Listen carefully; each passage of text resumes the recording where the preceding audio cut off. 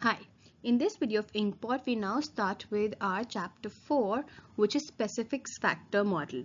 I just want to point out a thing here. Listen, since the last time our reading has changed. Before the last time, the chapter 4 was done from the 8th edition, which was very and completely different chapter. This is a completely different chapter. So in case you guys have the old reading, please refer to the reading and think and see whether you're following the right one or the wrong one. If you're following the wrong one, that chapter is redundant. You have to get the new one for this particular chapter. So specific factor model was given by Paul Samuelson and Ronald Jones. What are the assumptions for the specific factor model? There are three factors of production: labor, capital, and land. There are two goods, cloth and food. Labor is the mobile factor, which is used for both cloth and food, and land and capital are specific factors, which means that no matter what amount of capital we have, the capital can only be used to produce cloth and not food at all. So capital cannot go into the production of food at all. To produce cloth, we need two factors, which is labor and capital, and to produce food, we need two factors, which is labor and land. So land is the specific factor used in the production of food, and capital is the specific factor used in the production of cloth. Then let's take the production function. QC, which is a function of cloth, QC, which is the production of cloth, is some function which is KC, which is given based on KCLC, which is based on KCLC. KC is actually nothing but K. Since the entire capital will go in cloth, that's why whether we write KC or we write K is the same thing. Similarly, QF is equal to some function of TFLF. Again, TF is the entire T, because the entire land is in the production of food. So जब हम fruit produce करते हैं तो उसमें हम सारा का सारा land use करेंगे. There is no land which goes in the production of cloth at all, because land is a specific factor for food. And we also know the entire labor, which is LC plus LF, is equal to the entire labor population, which is L. Then for cloth and for food, let's make the diagram. Actually, we are going to make it for cloth, and we're going to say whatever is true for cloth is the same thing which is true for food as well. So अगर हमने cloth के लिए study कर लिया तो food के लिए जो same चीज़ है वो ही होगा. So we are saying there are diminishing returns for labor. So when we have LC and we have QC, the production function is like this, which means when LC increases, QC increases, but at a diminishing rate. Right? Also, we know that when LC increases, the marginal productivity of labor for cloth is going to fall. So L goes on increasing. Each labor adds something, but the addition per unit of labor goes on falling. So the first labor had a marginal productivity as 10, then the second labor will have a positive marginal productivity but less than 10, let's say 8. Third labor will have less than 8 but positive, which is 6, and so on and so forth. So when you do the total production, it becomes 10, 18, 24, and so on and so forth, which is what we are showing here. And here what are we showing? Here we are showing the marginal productivity. The same thing is true for food as well. That means when the labor in food increases, the LF increases, QF will increase but at a diminishing rate. And whenever LF increases, the marginal productivity of labor for food will also be diminishing. Alright, so let's understand this curve. This is the curve we want to draw. Let me start with this curve right here. This is our labor curve. So this curve represents our total labor. So this is the point when the entire labor is in the food. This is the point when the entire labor is in cloth. Right? The entire labor is in cloth, the entire labor is in food. This is the curve which is the QC curve, and this is the curve which is the QF curve. हमने अभी draw किया, when we have a LC curve here and a QC curve here, it's a diminishing curve like this. It's the same thing. So मेरे पास ये total labor है. So if I'm taking this point for example, at this point this is the labor in food, this is the labor in cloth. Based on the labor in cloth, I have a production of cloth which is right here, and based on the LF, I have a QF and QF extrapolated right here. Based on the combination of QF and QC, I get 1 point on the production possibility frontier. Let's name it 1 throughout. So do we understand the journey of 1? When you understand the journey of 1, the journey of 2 will be also a little simpler. So I'm saying, let's suppose this is the journey of 2. This is the journey of 2. मैंने LF को 1 unit से कम किया और LC को 1 unit से बढ़ाया. Obviously, because the total labor is constant, the moment I reduce LF by 1 unit, my LC will go up by 1 unit. The moment I reduce my LF by 1 unit, my QF shifted from 1 to 2. My QF shifted from 1 to 2. Similarly, जैसे मैंने LC को बढ़ाया, my QC again also shifted from 1 to 2, which means I get new points of QF and QC. QF and QC. So I get another this thing, and so on and so forth. So basically what this four quadrant diagram shows is a very simple diagram, is that अगर हम labor को कहीं पे कम और कहीं पे ज़्यादा करते, so let's suppose when I reduce my LF by 1 unit, I automatically increase my LC by 1 unit. जैसे ही मैंने LF को 1 unit से कम किया, वैसे ही जो मेरी food की production थी, वो MPLF से the production that I had in food, वो MPLF से कम हो गई. My production in food went down.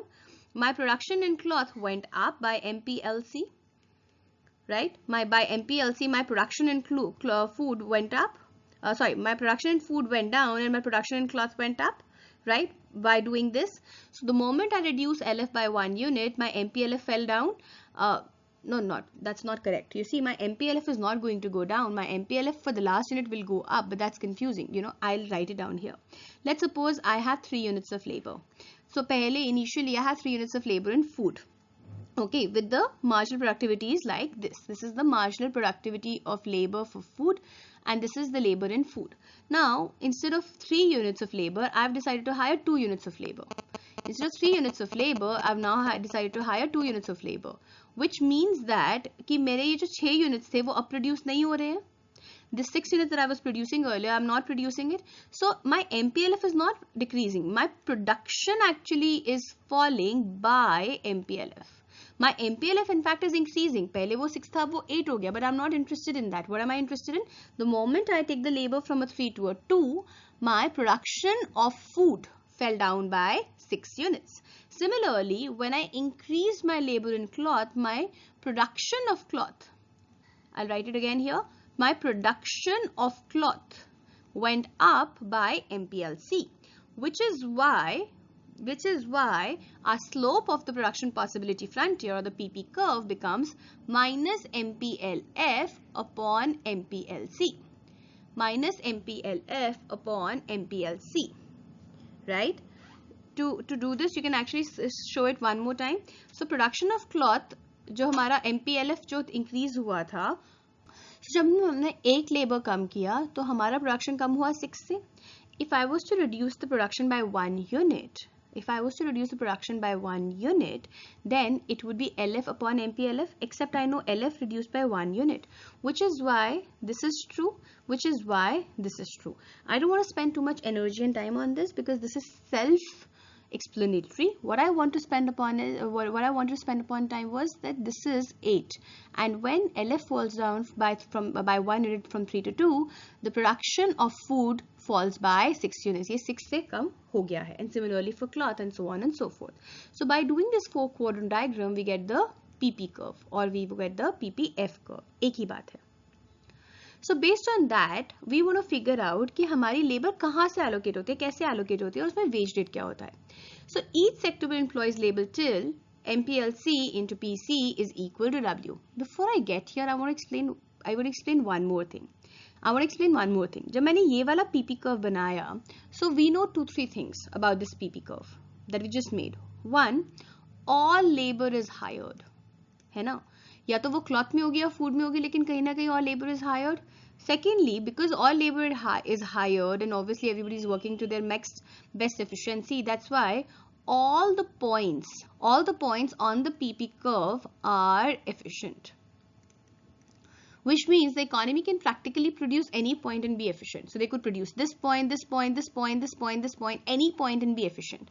So we want to understand when we are asking this question, we want to understand out of all these possibilities, where does the economy produce? Does the economy produce this one, this one, this one? Which one?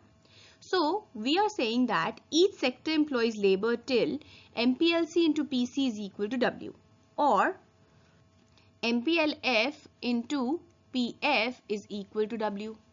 Now W here and the W here has to be same, because wherever otherwise W is higher, the labor will move. अगर यहाँ पे W higher है तो labor यहाँ से move कर जाएगी यहाँ पे. अगर यहाँ पे W higher है, then the labor will move from cloth to food industry. So that's why we know that W here and the W here has to be same. And in the background, these two conditions have to be true respectively. We also know that MPLC is diminishing, which means what? We have these two curves. So this is diminishing. PC obviously is constant, and this is the PF curve, and this again is constant, and this is the entire labor. LC moves this way, LF moves this way. So given LF, we have a PF into MPLF. Given LC, we have a PC into MPLC. So the labor hired is actually at this point where the wage rate here and the wage rate here are same, and this is the labor hired. I want to take an example and prove something here. Let's suppose the economy started with this point. The economy started with this point. Alright, let's call it point 2. At 2, the labor hired in the cloth industry is this much, and the labor hired in the food industry is this much. There's much more labor into the food than in cloth.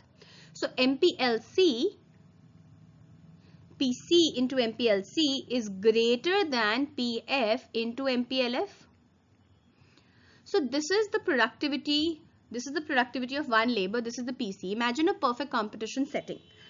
Imagine the perfect competition setting where the entrepreneur makes only normal profits. So this labor actually produced 6 units to you. Let's say MPLC is 6. So this labor, when you hire this one labor, उसने 6 unit आपके लिए बनाए. आपने वो 6 unit market में let's say 10 rupees each के बेचे. Then this labor actually produced goods worth 60 rupees to you. है ना? This labor produced the goods worth 60 rupees to you, which is why when you're paying him the wage rate should also be 60 bucks that you're paying to him.